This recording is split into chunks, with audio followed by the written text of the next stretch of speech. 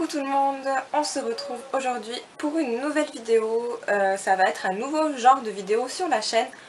Le but c'est qu'à chaque fin de mois, je vous présente mon top flop des films que j'aurais eu l'occasion de voir donc le mois passé. C'est possible que ce soit des films datant d'il y a plus de 30 ans par exemple, comme des films sortis au cinéma cette année. Je vais vous faire une petite synopsis à chaque fois, dire mon ressenti sur le film, pourquoi je l'ai aimé ou non, et voilà, je vous invite à me donner votre avis à vous en commentaire. Donc on démarre tout de suite avec le top du mois de mai. J'ai décidé de faire un top 5 uniquement parce que sinon ça serait une vidéo beaucoup trop longue, et un flop, il y aura uniquement 3 films parce que je vais pas être trop méchante non plus.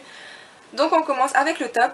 Alors le premier top, c'est le film Au bout du tunnel, qui est un film espagnol qui raconte l'histoire d'un homme en chaise roulante qui va accepter de prendre chez lui une dame en location.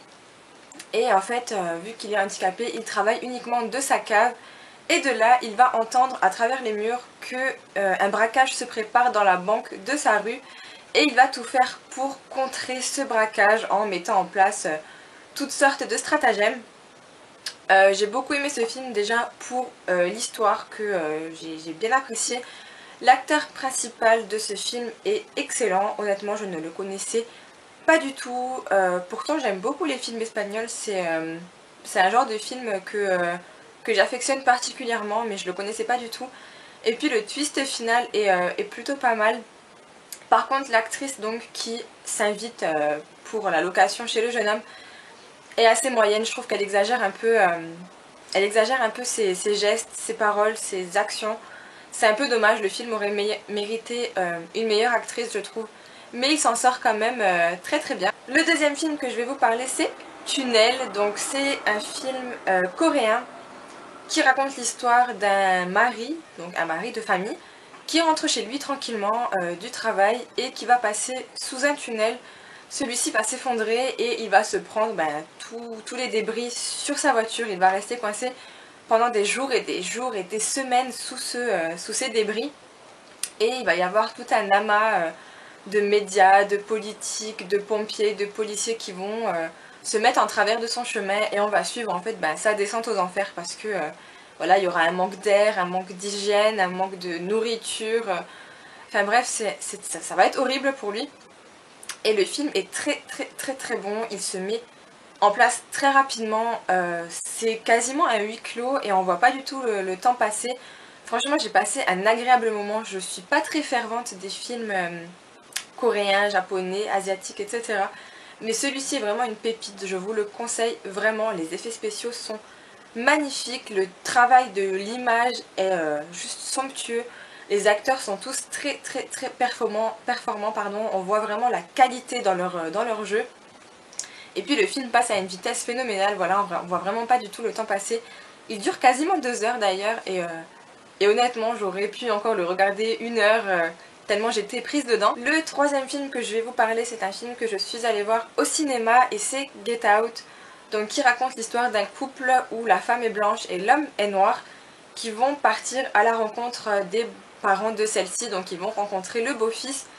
Celui-ci va d'abord penser que les beaux-parents sont racistes, mais il y a une histoire bien plus profonde derrière tout ça. Je m'attendais en fait à un survival et j'ai été agréablement surprise quand j'ai vu la finalité de l'histoire.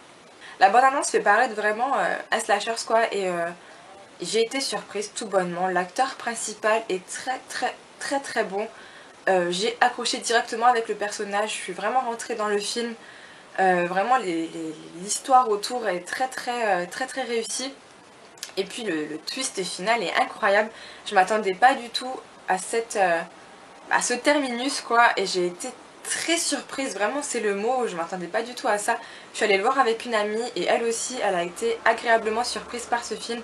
Il y a juste un petit détail qui m'a énervée, c'est les parents de la demoiselle qui m'ont agacée. J'ai trouvé leur jeu exagéré dans toutes les actions, mais alors vraiment toutes les actions, il n'y a aucune action qui m'a plu chez eux, mais cela mis de côté, le film est excellent. Le quatrième film que je vais vous parler c'est Martyr. Alors Martyr dans sa version française et non dans sa version américaine.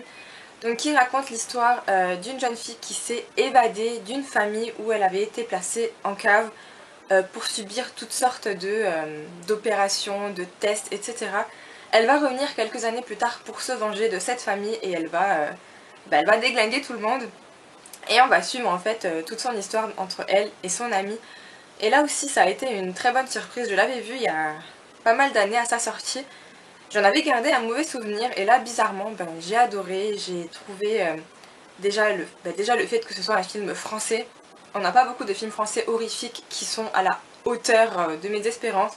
Et celui-ci est juste génial. Les actrices, parce qu'il y a quasiment que des actrices dans ce film, elles sont très performantes. Les effets spéciaux et le maquillage est juste génial. Et puis le final est vraiment... il est somptueux quand on voit tout ce sang et ce corps. Voilà. Je vais pas vous spoiler, mais vraiment ceux qui ont vu ce film, je pense que vous devez savoir de quoi je parle. La scène finale est horrible pour les yeux, vraiment je me suis caché le regard pas mal de fois dans ce film. Et c'est juste pour ça déjà que j'ai pu que l'aimer, les films qui me font cacher mon visage, voilà, je les adore. Je suis pas très... Franchement je suis assez difficile à écœurer, mais celui-ci est écœurant et dans le bon terme hein, bien sûr. Mais je vous le conseille vraiment, il est très bon. Et le dernier film que je vais vous parler, c'est totalement hors sujet avec les autres films, c'est le film Le Temps d'un automne, voilà, que j'ai trouvé en DVD récemment et que je ne me lasse pas. Donc c'est l'histoire d'une demoiselle qui est un peu timide, un peu réservée, et elle va avoir, entre guillemets, la garde d'un garçon qui va devoir l'aider, etc. dans le théâtre et dans toutes sortes d'activités. Elle va lui dire de ne pas tomber amoureuse d'elle et c'est ce qui va se passer et en fait il va apprendre une terrible nouvelle, je vais pas vous spoiler mais c'est vraiment magnifique, c'est une histoire d'amour très belle, très naturelle, très simple.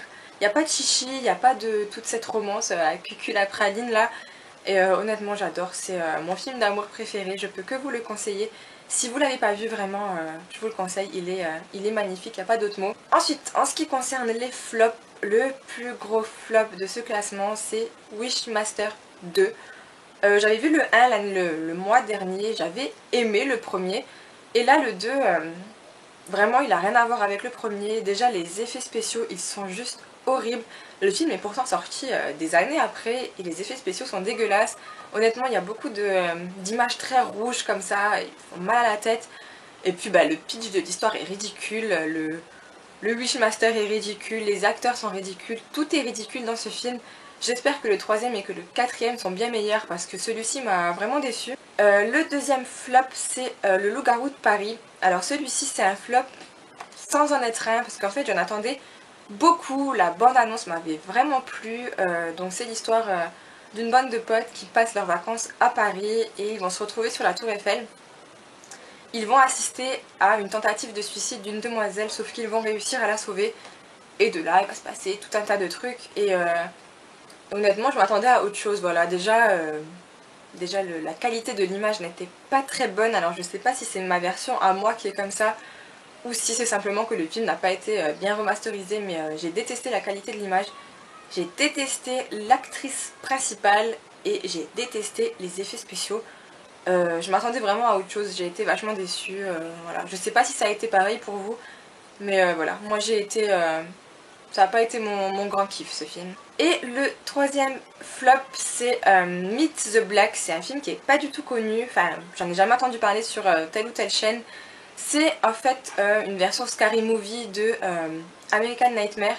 Donc c'est une famille de blacks qui vont vivre à Hollywood pour éviter donc la purge. Ils pensent que Hollywood